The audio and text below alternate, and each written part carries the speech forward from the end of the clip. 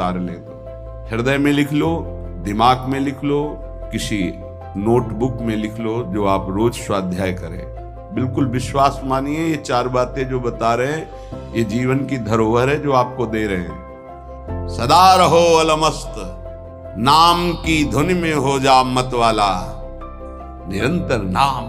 क्या फर्क पड़ता है, एक एक शब्द ये अमृत है, ये जीवन का सार हम आपको बता रहे हैं। मन से लड़ने की ये युक्तियां हैं जिससे साधु अपने मन को भगवान में लगाकर शांत करता है। जब आप इन 4 सूत्रों का प्रयोग करके मन को भाव में ले आएंगे तो यही मन जो आपको रुलाता है यही नचा देगा। ये 4 बातें बहुत जल्दी मन को प्रभु में लगा देंगे। अगर आप पकड़ पावे, ना पकड़ पावे तो भोगे। फिर आपका मन आपको जलाएगा, फिर आप रोएंगे, चिल्लाएंगे, भागेंगे। कहां भाग के जाओगे? जो संसार में फंसे हुए जन है वो तो भाग के यहां आ रहे हैं श्री जी की शरण में। यदि आप अपने मन को संभाल नहीं पाए तो फिर कहां भाग के जाओगे? इन्हीं की शरणागति से तो निर्विकार हुआ जाता है, निश्चिंत हुआ जाता है, निर्भय हुआ जाता है।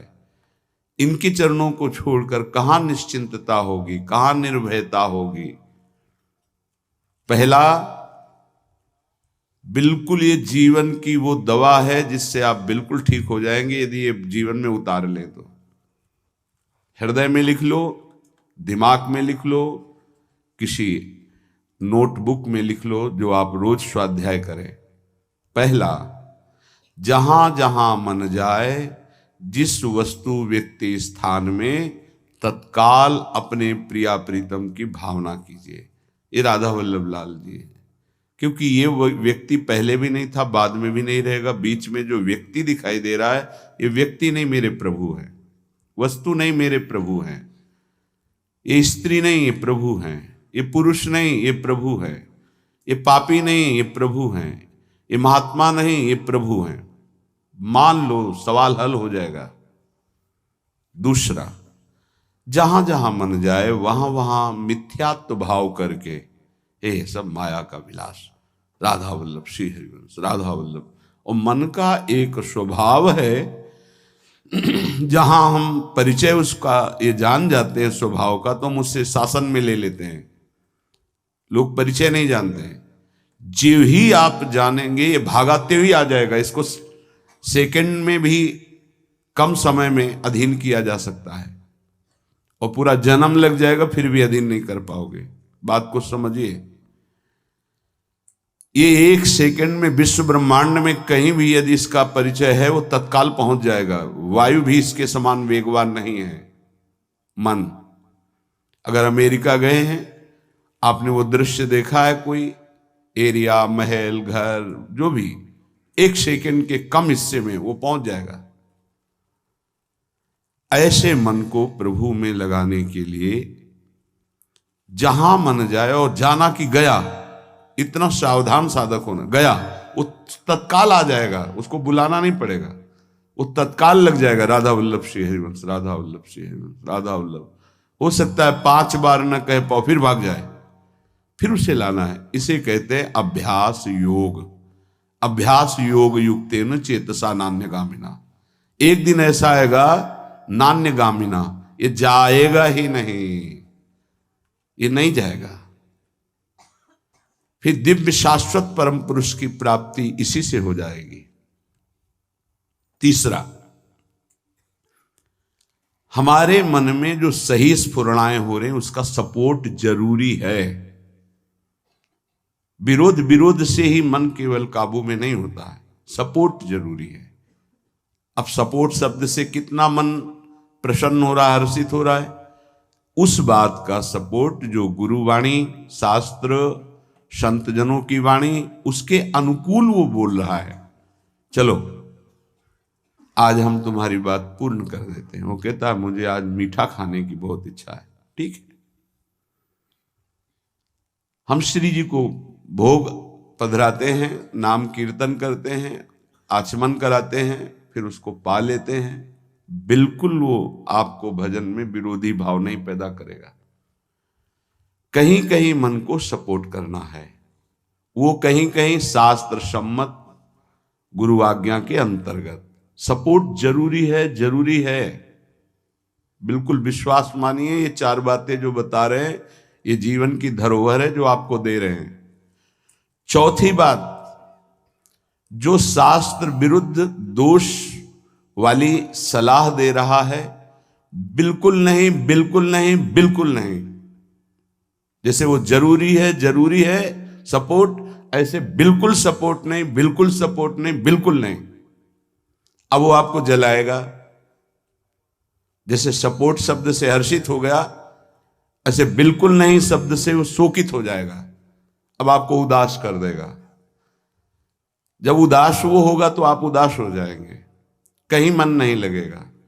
आपको लगता है अब तो जीवन बेकार हो गया, तो मन लगना ही जीवन है क्या?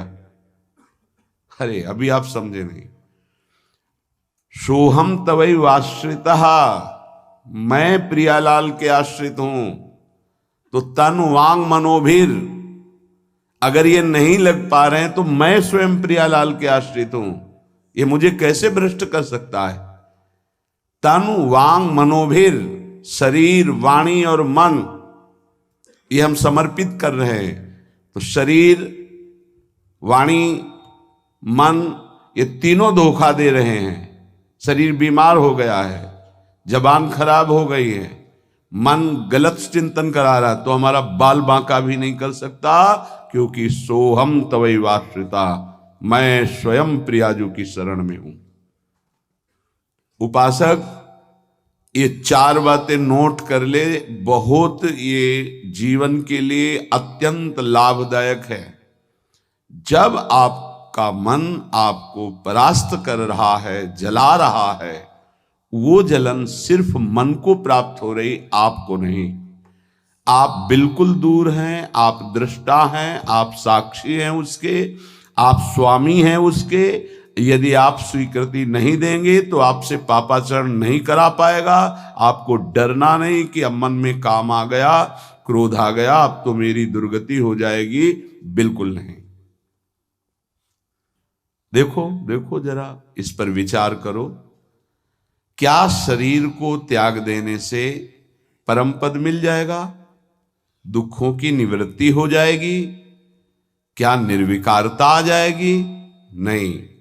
ऐसे शरीर को नष्ट करने वाले को प्रेत योनि मिलती है। प्रेत योनि महाभयानक कष्टदायी, जिसमें वो दरिया के समीप रहते हुए बूंद पानी नहीं पी सकता, केवल वायु भक्षण करके वो जलता रहता है। कितने समय तक, इसकी कोई सीमा नहीं है, युग युग बीत सकते हैं। ये मन जिसको तुमने अपना माना, कितनी दुर्गति का रास्ता चयन करा दिया। उपासक मस्ती सीखे। अरे चाहे गृहस्थ हो या विरक्त हो, भगवद आश्रित मस्त रहना सीखो। सदा रहो अलमस्त, नाम की धुन में हो जा मत वाला। निरंतर नाम, क्या फर्क पड़ता है मन सही है या गलत, क्या फर्क पड़ता है? क्यों? क्योंकि मैं स्वयं प्रभु के आश्रित हूं। मैं सच्चिदानंद का सच्चिदानंद अंश हूं। ना मैं कभी दूषित था, न दूषित हूं, न दूषित रहूंगा, और ना सृष्टि में किसी की सामर्थ्य है कि मुझे दूषित कर सके। इंद्रियां दूषित हो सकती हैं, मन दूषित हो सकता है, क्रिया दूषित हो सकती है। अब हम प्रभु के बल से इन इंद्रिय, मन और शरीर के दोषों का नाश करूंगा, ना कि इनके अनुसार चलूंगा। ये उपासक का स्वरूप है। व्यथा इंद्रिय प्रमथन स्वभाव वाली, मनुष्य प्रमथन स्वभाव वाला, इनके मथित होने पर, मनमथ नाम है काम का, वो इनमें बैठ करके ऐसा प्रमथन करता है, ऐसी व्यथा उत्पन्न करता है कि साधक का तदात्म भाव होने के कारण वो असहनीय हो जाता है और वो गलत संकल्प और चेष्टा में उतर जाता है। इसी को सह गया सो महापुरुष। यम ही न व्यथयन्ते ते पुरुषम पुरुषर्षभ। हे पुरुषों में श्रेष्ठ अर्जुन, अर्थात वो पुरुषों में श्रेष्ठ पुरुष है जो प्राप्त व्यथा को सह जाता है। इंद्रिय मन के द्वारा विकारात्मक पीड़ा को बिना किसी से राग द्वेष किए चुपचाप सह गया, ये भगवान की विशेष कृपा उस पर। हमारा मन क्या बुद्धि के साथ सोचवाता है कि जब हमें जो काम सताया, लोभ मोह ममता जो भी, हमें वो तत्काल मिल गया और हम शांत हो गए तो सौभाग्य समझते हैं। दुर्भाग्य है उस उपासक का जो चाहे और उसको प्राप्त हो जाए, दुर्भाग्य है उसका। सौभाग्यशाली वो है जो चाहे और ना मिले और जलता हुआ सह गया, उसे वो चीज मिलेगी जो त्रिभुवन में किसी को किसी साधना से नहीं मिलती।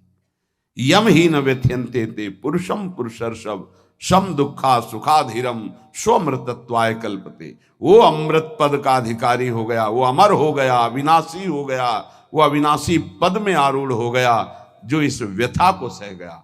व्यथा को सहने वाला वही होता है जो व्यथा का दृष्टा बनता है, भोगता नहीं।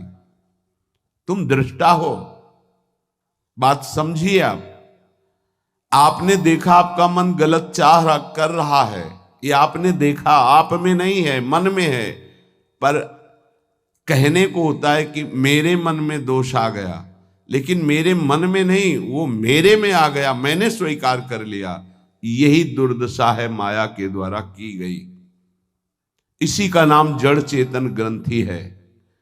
यही चिज्जड़ ग्रंथि है जिसका नाश करते हैं वेदांत के द्वारा, भक्ति के द्वारा, योग के द्वारा, कर्म योग के द्वारा, सत्संग के द्वारा, शास्त्र स्वाध्याय के द्वारा। आपको विविध शास्त्रों का सार 5 मिनट में मिल गया। जो जीवन भर प्रयोग किया गया शास्त्र स्वाध्याय करके संतों की कृपा से, वो 5 मिनट में मिल गया। अगर इसे स्वीकार कर लें तो बहुत जल्दी आप महात्मा बन जाएंगे, चाहे गृहस्थ में हो या विरक्त में। महात्मा का संबोधन स्थिति से है, बाहरी किसी पद पदवी से नहीं।